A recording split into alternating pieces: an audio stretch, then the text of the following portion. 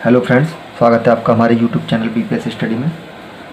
तो फ्रेंड्स, आज के वीडियो में हम पढ़ने वाले हैं क्लास 10th मैथमेटिक्स का चैप्टर नंबर 4, जिसका नाम है त्रिभुज। और त्रिभुज में भी हम पढ़ेंगे समरूप त्रिभुज।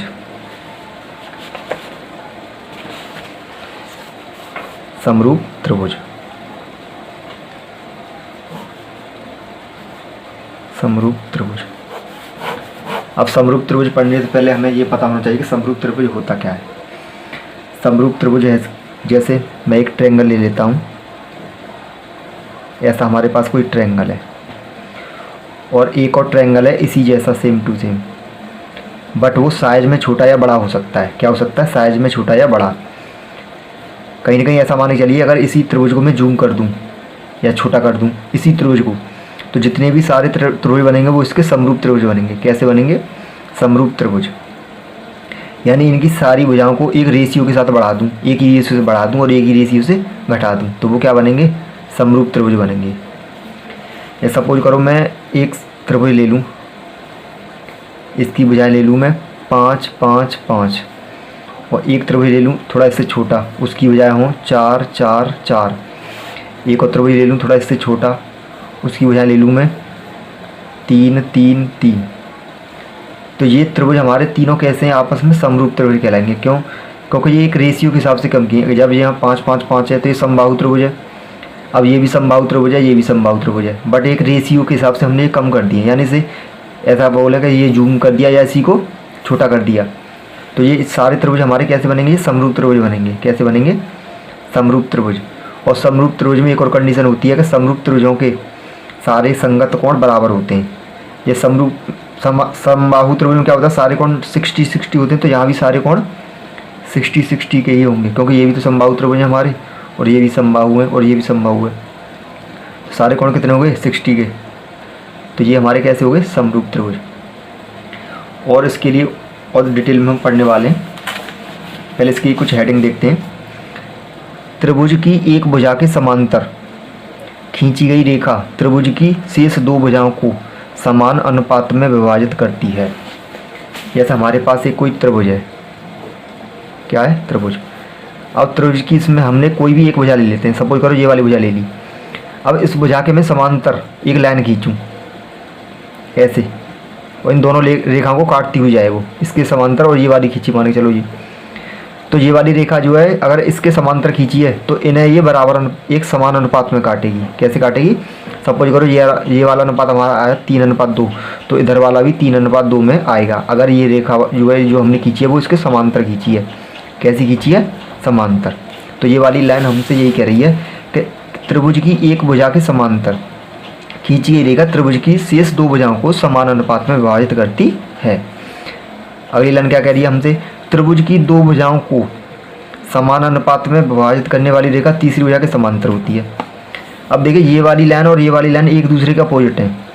यहाँ पर एक भुजा के समांतर खींची गई थी तो वो शेष भुजाओं को क्या कर रही थी? समान अनुपात में विभाजित कर रही थी। अब यह क्या कर रहा है?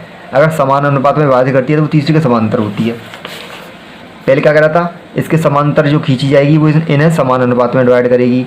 अब कह रहा है अगर इन्हें समान अनुपात में डिवाइड किया जाए तो ये रेखा जो है इसके समांतर खींचेगी। यानी उसका अपोजिट बोल दिया इसने। क्या बोल दिया?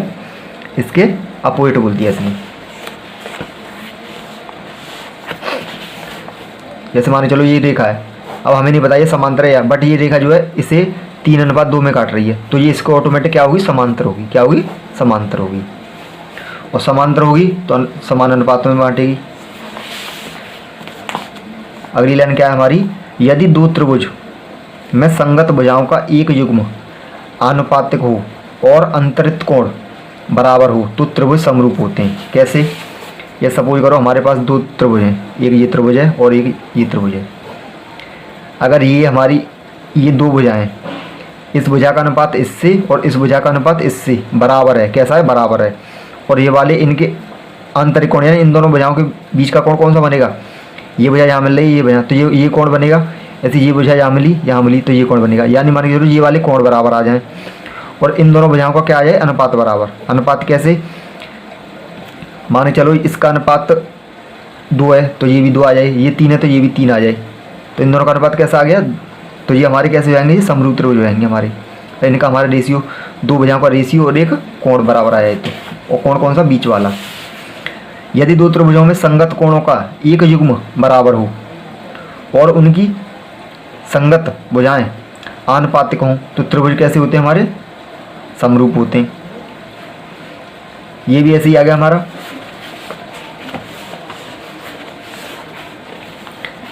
ये इसका अपोजिट आ गया एक तरह से। ये मान लो, ये मान के चलो हमारे पास दो ट्रायंगल हैं, तो मान के चलो ये संगत कोण, ये मान के चलो ये इसके संगत कोण है, ये बराबर आ गया। और इनकी जो अनुपातिक भुजाएं, ये वाली भुजा और ये वाली, तो इन दोनों की कैसी आ जाए हमारी, बराबर आ जाए या अनुपातिक आ जाए, तो कैसे हो जाते हैं, समरूप त्रिभुज हो जाते हैं हमारे। यदि दो त्रिभुजों में संगत कोणों का एक युग्म बराबर हो तो उनकी संगत भुजाएं आनुपातिक हों तो त्रिभुज कैसे कहलाते हैं, समरूप। एक त्रिभुज का एक कोण दूसरे त्रिभुज के संगत कोणों के बराबर हो तथा उनकी संगत भुजाएं आनुपातिक हों तो समरूप त्रिभुज कैसे होते हैं हमारे, समरूप होगा।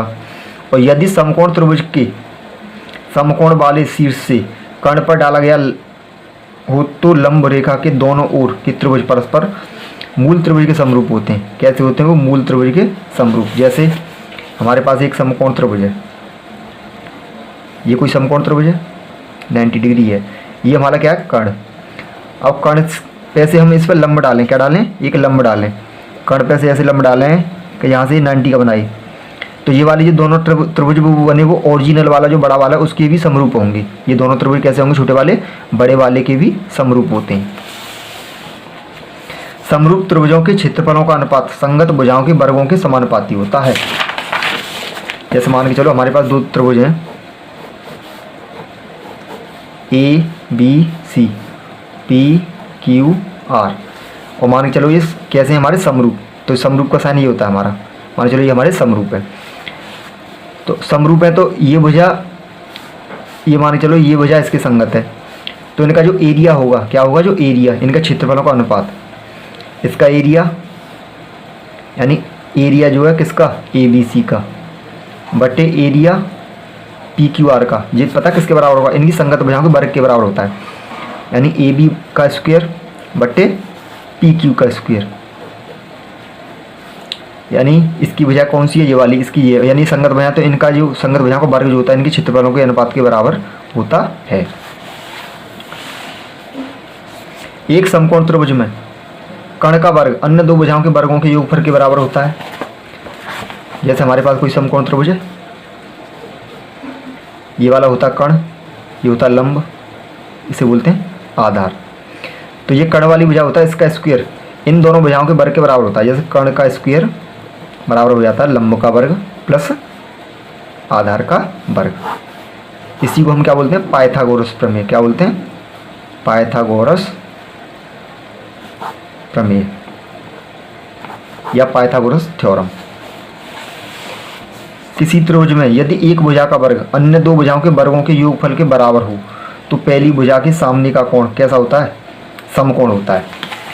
ये कुछ नहीं है, ये वाली प्रमेय कि इन दो भुजाओं का वर्ग तीसरी भुजा के वर्ग के बराबर हो जाए तो सामने वो एक कोण उनमें क्या होता है, 90 का, क्योंकि ये समकोण त्रिभुज में लगती है ये कंडीशन, इसलिए वो कैसा होता है, वो 90 का होता है।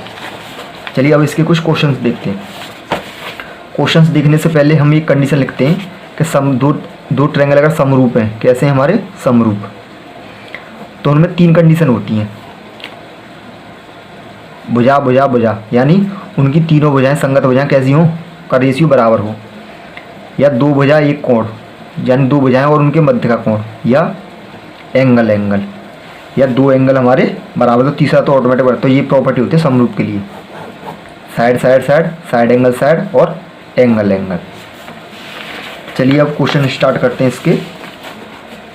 हमसे क्या कह रहा है ये, दो आकृतियाँ जिनके आकार समान हों परंतु आवश्यक रूप से आमाप समान न हों तो कहलाती हैं सर्वांग सम आकृतियाँ, समान आकृतियाँ, समरूप आकृतियाँ, सममित आकृतियाँ। तो अभी हमने आपको बताया था कि समरूप में क्या होता है, आकार तो समान होते हैं लेकिन उनकी आमाप यानी माप जो है कम ज़्यादा होती हैं। आकार तो एक जैसा होगा, जैसे एक ये त्रिभुज है, एक थोड़ा और बड़ा बना दिया मैंने, मान चलो ये भी समबाहु है, कैसा ये, समबाहु, और ये भी समबाहु है, तो मान चलो ये इसकी भुजा 4 4 4 है, इसकी 6 6 6 है, तो इनके आकार तो समान है लेकिन इनकी माप जो है वो कम ज़्यादा है, इसकी 4 4 है, ये 6 6 है, लेकिन ये कैसे होंगे आपस में, समरूप कहलाएंगे। क्या कहलाएंगे, समरूप कहलाएंगे। मान चलो इन्हीं को हमने जूम कर दिया है, 4 4 है यहाँ पे, फिर 6 6 कर दिया, फिर 7 7 कर देंगे, तो वो कैसे आएंगे, वो सभी समरूप आएंगे। तो यहाँ पे कौन सा ऑप्शन हो जाएगा हमारा, समरूप आकृतियाँ। कौन सा हो जाएगा, समरूप आकृतियाँ। और अगर यहाँ पे ये कहता हमारा कि आकार भी समान हो और आमाप भी समान हो, तो उस कंडीशन में हो जाती है हमारी सर्वांग सम आकृतियाँ, जो हमने 9th क्लास में पढ़ा था। अगला क्वेश्चन है हमारा, चित्र में त्रिभुज ABC और AEF समरूप त्रिभुज हैं, तो त्रिभुज AEF बराबर होगा, AB कहाँ है हमारा इसमें, ABC ये वाला त्रिभुज, और AEF ये वाले 2 त्रिभुज हमारे, और ये कैसे हमारे समरूप हैं, कैसे हैं ये समरूप हैं। तो पहले हमें यहाँ लिखना पड़ेगा, ये कह रहा है हमसे त्रिभुज ABC समरूप है किसके, त्रिभुज AEF के, त्रिभुज ABC समरूप है AEF के। तो सबसे पहले होता क्या है इसमें, जो AB, तो AB वाली भुजा का रेशियो जो है ना AE के बराबर होगा, AB वाली भुजा बटे AE वाली भुजा बराबर, ऐसे BC वाली भुजा EF वाली भुजा, बाद वाले दोनों के, तो BC वाली भुजा EF के बराबर, और AC साइड वाले ये दोनों, तो AC बटे AF, इनके ये अनुपात हमारे बराबर होंगे। यानी कौन सी कंडीशन लग रही है, साइड वाली, अगर तीनों भुजाओं के रेशियो बराबर हैं, यानी इसके संगत ये वाली भुजा, इसके संगत ये वाली भुजा, इसके संगत ये वाली भुजा का रेशियो बराबर, तो वो कैसे कहते हैं, समरूप। तो इसमें यही कह रहा है कि ये दोनों त्रिभुज हमारे समरूप हैं, कैसे हैं, समरूप हैं ये हमारे। तो यहाँ पे ये पूछ रहा है कि AEF बराबर होगा, AEF वाला कोण किसके बराबर होगा, AEF। अब AEF कहाँ है इसमें, AEF, अब AEF वाला कोण कौन सी भुजा के सामने है, AEF वाला कोण है हमारा AF भुजा के सामने, और AF के संगत वाली भुजा कौन सी है हमारी, AF के संगत भुजा, और यहाँ से देखेंगे AF के संगत भुजा है AC वाली भुजा, कौन सी है, AC वाली भुजा। तो AC के सामने का कोण कौन सा फिर हमारा, B वाला कोण है, कौन सा, B वाला। तो इस कोण को हम क्या बोलेंगे, ABC। अब ABC ढूंढेंगे इसमें कहाँ है, तो ABC यानी B वाला ऑप्शन हमारा सही हो जाएगा। अगला क्वेश्चन है हमारा, त्रिभुज में EF समांतर BC यदि AE अनुपात BE 4:1 और CF बराबर है 1.5 सेमी, तो AF की लंबाई होगी। यानी इसमें क्या दिया है, एक हमें ये ट्रायंगल दिया है, क्या दिया है, ट्रायंगल। इसमें दे रहा है EF वाली लाइन जो है, EF वाली लाइन BC के समांतर है, यानी कैसी है ये, समांतर। और AE और BE का अनुपात दिया है, AE और BE का अनुपात, AE बटे BE ये दिया 4:1। अब हमें पूछ रहा है कि CF भी दे रखा है इसमें, तो ये पूछ रहा है AF कितना है, AF कितना है।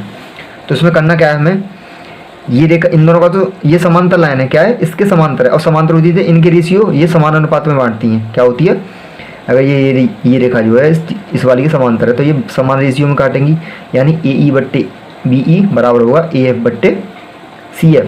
तो यहाँ पे हमें यही कंडीशन लगा देंगे कि AE यहाँ से लग जाएगी AE बटे BE,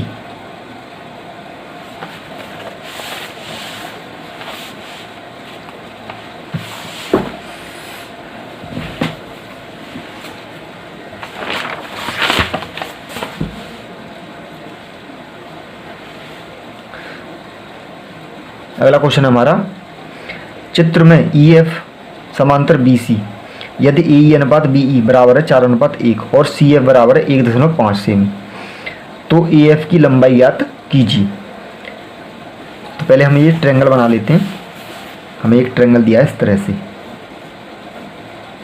और इसके एक समांतर लाइन दी है, इसे नाम दे दिया AEBFC। इसमें कह रहा है कि ये रेखा जो है EF वाली इस BC के समांतर है, यानी EF जो है हमारी कैसी, पैरेलल है BC की। अब अभी हमने स्टार्टिंग में आपको बताया था, अगर इस लाइन के ये समांतर लाइन ये है, तो ये हमारे अनुपात जो बराबर होते हैं, यानी AE का अनुपात किससे, BE से, वो बराबर किसका होगा, AF का अनुपात बराबर CF के, किसके, CF के। अब इसमें कुछ वैल्यू हमें दी है, जैसे AE अनुपात BE हमें दिया है, AE अनुपात BE हमें दिया है, क्या दिया है वो, 4:1, तो 4/1 आ गया। और AF की वैल्यू हमें दी है, CF की दी है 1.5, तो सी एफ है तो 1.5 रख जाएगा, ऊपर क्या रहेगा ए एफ, और ए एफ की ही वैल्यू हमसे इसमें पूछी गई है, तो ये संख्या उधर जाएगी, ये उधर आएगी, यानी यहाँ से निकलेगा ए एफ बराबर 4 गुणा 1.5, यानी ए एफ बराबर कितना हो गया हमारा 6 सेंटीमीटर। यानी ये ऑप्शन आ गया बी वाला हमारा सही आंसर हो जाएगा। अगला क्वेश्चन हमारा, चित्र में डी ई समांतर बी सी, तो ई ई की माप ज्ञात करो। ये वाला चित्र है हमारा, इसमें क्या है, डी ई वाली लाइन जो है बी सी के समांतर है। अब समांतर तो यानी ये वाला ए डी का रेशियो बी डी से, ए ई का रेशियो सी ई से या ई सी बराबर होगा।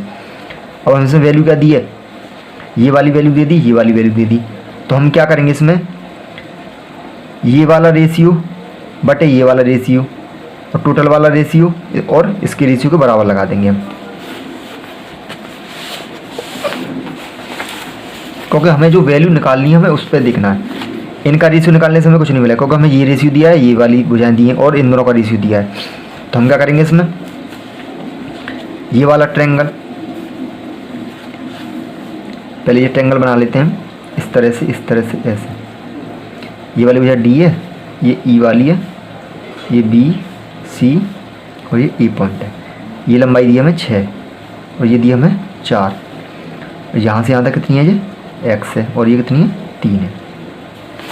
अब ये हमारे दोनों त्रिभुज कैसे हैं, हमारे समरूप हैं। कैसे हैं ये समरूप हैं, क्योंकि इन दोनों ट्रायंगल में ये कोण तो कॉमन है, और ये हमारी भुजाएं कैसी हैं, हमारी ये अनुपातिक हैं, यानी समांतर भुजाएं। कैसी हैं, समांतर भुजाएं, तो ये बराबर अनुपात में होती हैं, यानी ये वाली भुजा इस टोटल वाली के बराबर होगी। तो यही कर देंगे हम इसमें। तो यहाँ क्या करेंगे हम, छोटी वाली भुजा इस वाले ट्रायंगल की, इस वाली ट्रायंगल की कौन सी भुजा, ये वाली भुजा, और बड़ी वाली ट्रायंगल की ये टोटल वाली भुजा, तो यानी ए ई बटे ए सी बराबर हुआ किसके, छोटी वाली ट्रायंगल की ये भुजा और बड़ी वाली ट्रायंगल की भुजा, यानी 4/6। अब ए ई कितना है, हमें एक्स दिया है, और ए सी कितना है, अब ए सी क्या है, x + 3 होगा, x + 3 बराबर 4/6। तो x + 3, ये कट गया 2 से, 2 दूनी 4, 2 3 6, तो 2/3, 3 को उधर पहुँचा दो, इसे इधर, तो 3x बराबर 2x + 6, तो ये x उधर आ गया, तो x बराबर आ गया हमारा 6, कितना आ गया 6, यानी x की वैल्यू कितनी आ गई हमारी, 6 आ गई हमारी, यानी ऑप्शन कौन सा हो जाएगा हमारा, सी वाला ऑप्शन हमारा सही हो जाएगा। अगला क्वेश्चन है हमारा, संलग्न चित्र में डी ई समांतर है बी सी के, डी समांतर किसकी, हमारी बी सी के, और ए डी बराबर है 3 सेमी, और बी डी बराबर है 4 सेमी, और डी बराबर है 6 सेमी। तो बी सी की माप ज्ञात करो। ये दोनों हमारी समांतर लाइन है, कैसी हैं, ये लाइन इसके समांतर है, यानी हमें पता चलेगा कि ये वाले रेशियो इसके और ये वाला रेशियो इसके बराबर हो जाएगा। तो हमें ए डी तो इसमें 3 दे दी, और बी डी कितनी दे दी 4, और ये वाली 6 दे दी। तो हमसे पूछा ये बी सी वाली भुजा कौन सी पूछी है, बी सी वाली भुजा। तो सेम पीछे वाले सवाल का प्रोसेस लगेगा इसमें भी। ये हमें ट्रायंगल दे दिया है, ये भुजा मान ली हमने डी ई, ये भुजा मान ली ए, ये भुजा बी और सी। ये वाली भुजा तो हमें दे दी है 3, और ये भुजा दे दी है यहाँ से यहाँ तक 4, और उसमें ये वाली दे दी हमें 6, और इसे पूछ रहा है ये कितनी है, तो इसे मान लेंगे हम x। क्या मान लेंगे, x। अब ये छोटे वाला त्रिभुज है, छोटे वाली त्रिभुज की भुजा कौन सी है, ए डी बटे, छोटे वाली त्रिभुज की भुजा कितनी है, ए डी बटे बड़े वाली त्रिभुज की भुजा ए बी बराबर किसी की होगी, छोटे वाली त्रिभुज की भुजा 6, बड़े वाली त्रिभुज की भुजा x। अब ए डी कितना है हमारा, ए डी तो हमें दे रखा है 3, और ए बी कितना है, ए बी हो जाएगा 3 + 4 यानी 7 बराबर 6/x। ये उधर आ गया, ये इधर चला जाएगा, तो 3x बराबर 42, तो x बराबर कितना हो गया 42/3, तो कितना बार जाएगा ये 14 बार, यानी x की वैल्यू कितनी आ गई हमारी 14, x की वैल्यू आ गई हमारी 14 और 14, यानी ऑप्शन हमारा कौन सा हो जाएगा सही, सी वाला ऑप्शन हमारा सही हो जाएगा इसमें। अगला क्वेश्चन है हमारा, 2 समरूप त्रिभुजों का क्षेत्रफल 32 वर्ग सेमी और 48 वर्ग सेमी है। यदि पहले त्रिभुज की एक भुजा का वर्ग 24 वर्ग सेमी, तो दूसरे त्रिभुज की संगत भुजा का वर्ग होगा।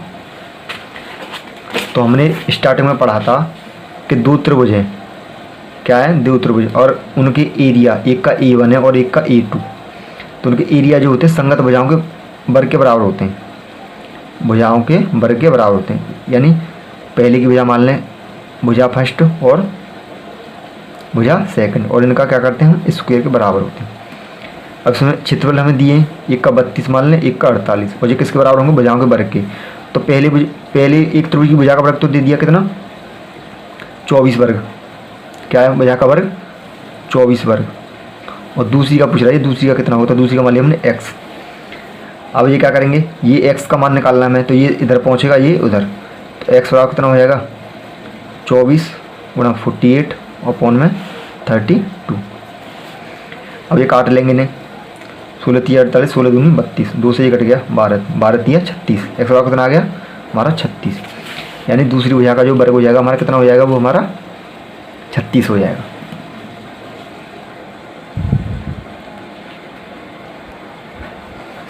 अगला क्वेश्चन है हमारा, यदि दो समरूप त्रिभुजों की संगत भुजाएं 2:3 के अनुपात में है तो उनके क्षेत्रफलों में अनुपात होगा। तो हमें पता है अगर उनकी संगत भुजाएं दे रखी हैं तो त्रिभुजों के एरिया का अनुपात होता है उन भुजाओं के अनुपातों का वर्ग, भुजाओं के अनुपातों का वर्ग। अब भुजाओं का अनुपात दे रखा है 2 और 3, और इनका क्या करना है, वर्ग के बराबर होता है। तो 2 का वर्ग कितना हो गया 4, 3 का वर्ग कितना हो गया 9, तो त्रिभुजों का अनुपात कितना, एरिया का अनुपात कितना होगा 4:9। यानी ऑप्शन हो गया हमारा सी वाला ऑप्शन हमारा सही हो जाएगा। अगला क्वेश्चन है, त्रिभुज चित्र में ABCD एक आयत है, ये क्या है हमारा एक आयत है ABCD। तो AB की लंबाई पूछे, इसमें किसी पूछे AB की लंबाई, इस वाली लंबाई, तो ये तो सिंपल है, पाइथागोरस पर मिल जाएगी। AB की लंबाई पूछिए, इसमें ये वाली लंबाई दी है और ये वाली कितनी है, ये 8 है, तो ये भी 8 होगी। तो ये एक समकोण त्रिभुज बनना है हमारा, क्या बनना, समकोण त्रिभुज। इसमें ये 10 है, ये वाली 8 है, तो ये पूछ रहा है, तो पाइथागोरस पर मिल जाएगी, ये वाला बनना है उसमें समकोण त्रिभुज। ऐसे ये पूरा कंप्लीटली हमारा आयत है। जब ये वाली 8 है तो नीचे वाली भी 8 होगी आयत में, क्योंकि आमने सामने की भुजाएं बराबर होती हैं, और ये वाली 10 दी है उसने, तो ये वाली निकालनी, इसे x मान लें। तो ये एक समकोण त्रिभुज बनना है, आयत में ये 90 होता है, तो कर्ण का स्क्वायर बराबर होता है लंब स्क्वायर प्लस आधार स्क्वायर, तो यानी 10 का स्क्वायर बराबर हो जाएगा x स्क्वायर प्लस 8 स्क्वायर, क्योंकि ये भुजा हमने क्या मान ली, x मान ली। अब यहाँ पे x स्क्वायर किसके बराबर हो गया, 10 का स्क्वायर माइनस 8 का स्क्वायर, तो x स्क्वायर बराबर हो गया 10 का वर्ग हो गया 100, 8 का वर्ग हो गया 64, तो x स्क्वायर बराबर हो गया 36, तो x बराबर कितना हो गया 6। यानी ये वाली भुजा हमारी कितनी आ गई, 6 आ गई। यानी ये पूछ रहा था AB की लंबाई, तो AB की लंबाई कितनी होगी हमारी 6 हो जाएगी। चलिए देखते हैं अगला क्वेश्चन।